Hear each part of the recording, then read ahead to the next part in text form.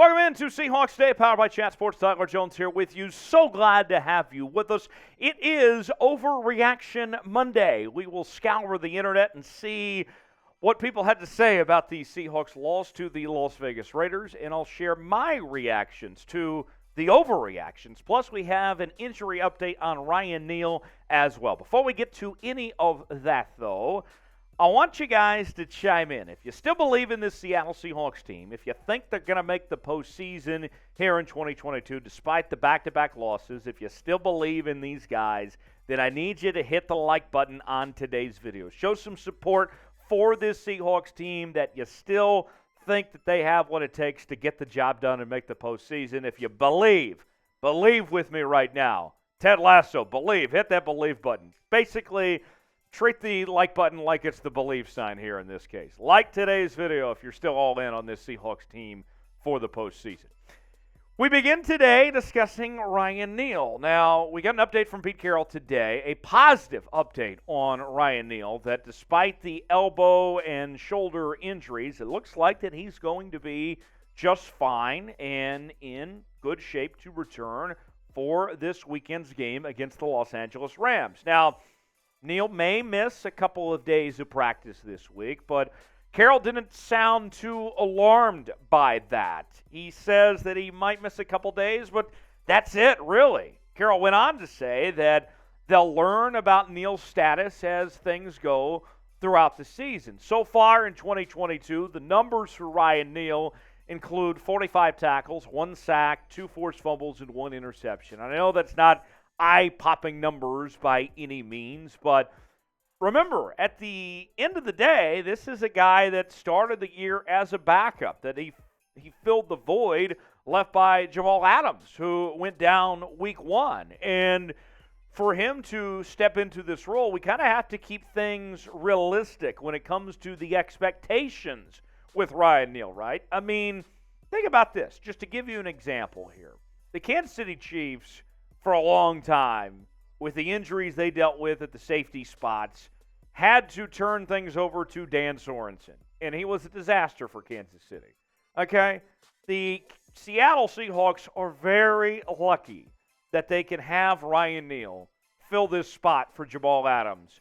And you look at this depth chart. He plays alongside Quandre Diggs. Diggs, of course, had those 2 interceptions yesterday, and then you add in Jones and Blount and Tabor. I mean, all things considered, with losing Jamal Adams and where this group is at, and when you compare it to other groups within this Seattle Seahawks team, I think that they're pretty decent, that they're, all things considered, in good shape. And Ryan Neal, I think, has done a fairly good job this season. How would you grade the effort of Ryan Neal to fill that void left by Jamal Adams? How has he done? Get out those red pins. Let me know in the comment section. Grade Ryan Neal's season so far to this point. You might get an ad break. If so, take advantage of it. Get your grades in. A, B, C, D, or F. What do you think of Ryan Neal's season so far? Now let's get to the overreactions. And I saw this one a lot, that folks were ready to throw in the towel when it comes to the postseason. And to me, I think that's awfully too soon to just give up on this team of where things stand at the moment. Now, according to New York Times in their playoff predictor, and it's going to be something that we point to around here from time to time, they give the Seahawks still a 50-50 shot to make the postseason, that things could go one way or another. And remember, the Seahawks are going to get help with the Giants and the Commanders still have not played each other this year, and that's going to be 2 different games. And so you know there's at least a loss going one direction of those 2, and a couple losses headed that way, obviously. And so I'll say this. I understand the frustration, back-to-back losses, that's not easy to take in, but now is not the time to panic. Here's the deal. As long as the Seahawks control their own destiny, which they do, then you don't need to panic. This team still is in the driver's seat when it comes to the playoff picture right now. Look, the playoffs began today. Yes, they would not be in the postseason at this point in time. But you're still going to play the 49ers, still have a shot to win the division, let alone the wild card race where things stand right now, until they don't control their own destiny. When things are in that direction, then yeah, then it's time to be concerned. But remember, you have the tiebreaker with the Giants from the head-to-head there, and with the NFC East still, having to figure itself out with some head-to-head games ahead here, I'm not in panic mode just yet. I'm still confident this Seahawks team is going to turn things around and they'll make the postseason. What's your confidence level that the Seahawks will make the playoffs here in 2022? Scale it for me 1 through 10 in the comment section. Let me know how you're feeling at this point with the Seahawks sitting at a 6-5 record. You still think they're going to get it done and make the playoffs? Let me know in the comment section below if you think they will. Scale it 1 through 10 and let me know. Got a great deal that we are offering Seahawk fans as it's starting to get a little cold outside, right? And you're in luck because you can stay warm and rock out with your Hawk out with some great Seahawks gear or hoodies on sale now, up to 50% off while supplies last. And they come in all shapes and sizes, men's, women's attire, whatever you're feeling, you're going to be in good shape. Get yours now, chatsports.com/Seahawks hoodie. While you can, and makes for a great Christmas gift. Of course, Christmas and the holiday season now with Thanksgiving over with just around the corner. Go ahead and get yours now. You can order it and get there in time for the holidays. Hoodies up to 50% off. Get yours now, chatsports.com/Seahawks hoodie.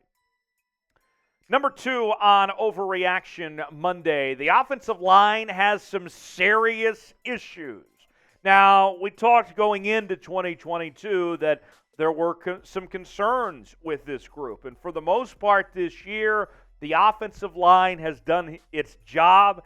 They've gotten better, and a lot of those issues kind of just got overlooked or went to the wayside. But this game against Las Vegas and the week prior against the Tampa Bay Bucks were kind of a reality check of some sort. You look at the numbers of what Seattle did against Las Vegas. Geno Smith got hit 10 times. They allowed 3 sacks in the run game, only had 65 yards on the ground. And to me, the quarterback sacks and the hits obviously have you on your toes, and everybody gets nervous when that thing happens. But it's the run game in particular that has my concerns. Because here's the thing.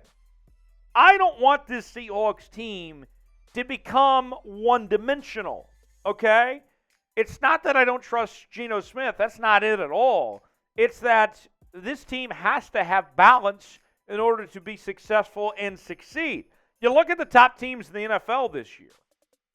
All of them, literally all of them, run the football, and they run the football well.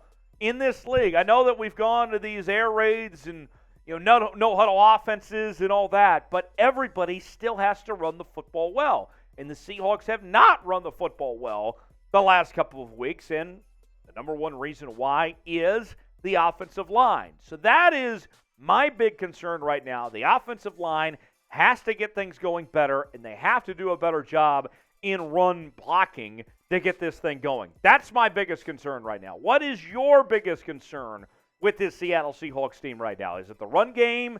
Is it something else? Is it the defense that just gave up 40 points? And, I'm still got those images in my mind of Josh Jacobs running all over that Seahawks defense yesterday. That could be your answer, too. I don't know what your answer is. You tell me what your biggest concern is with the Seahawks right now, and let me know.